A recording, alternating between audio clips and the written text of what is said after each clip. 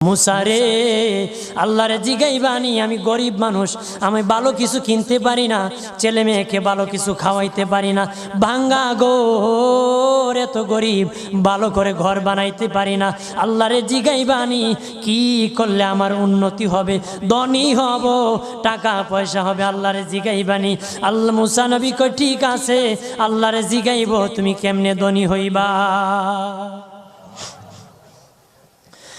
আল্লাহ নবী মুসা নবী তিন রাস্তার মোড়ে যা দেখে একটা লোক বসে আছে, তার দুই হাত নাই, দুই পা নাই, দুই হাত নাই, দুই পা নাই।